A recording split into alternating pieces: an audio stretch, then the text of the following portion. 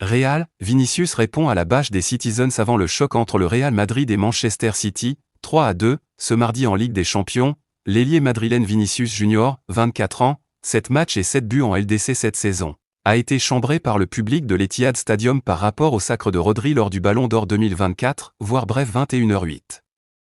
Sans surprise, cette provocation a représenté une motivation pour l'international brésilien.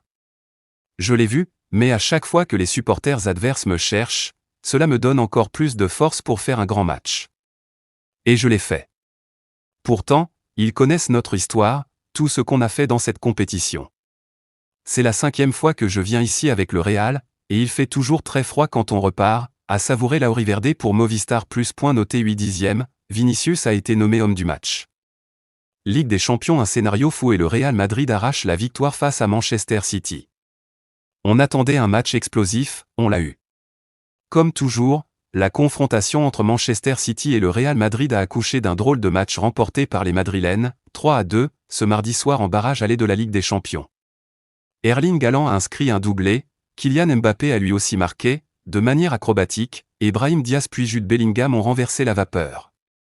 City rattrapé par ses démons, mais ni Mbappé ni Vinicius ou encore Ferland Mendy, pourtant en position idéale dans la surface, n'ont réussi à donner l'avantage au Real, finalement surpris sur une action collective de grande classe de Manchester City.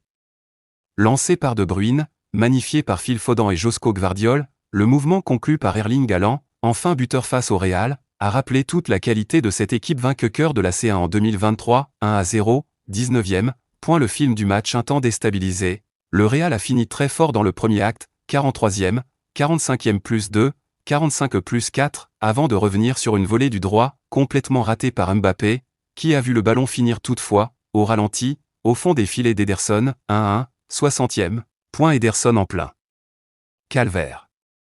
City est alors retombé dans ses doutes, mais Phil Foden, entré en première période à la place d'un Jack Grealish blessé, a réussi à obtenir un pénalty pour une faute de Ceballos, ou Clément Turpin, l'un des nombreux Français présents sur la pelouse lors de ce match, au sifflet, n'a pas hésité. Tout comme Erling Haaland pour conclure, 2-1, 80e.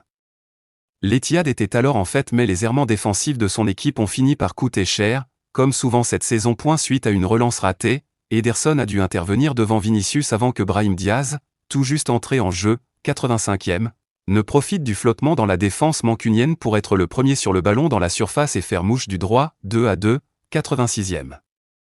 Pire, en toute fin de match, une passe de Kovacic vers Rico Lewis a permis à Vinicius d'intercepter le ballon, puis à Bellingham de mettre les Citizens à terre, 2-3, 90 plus 2.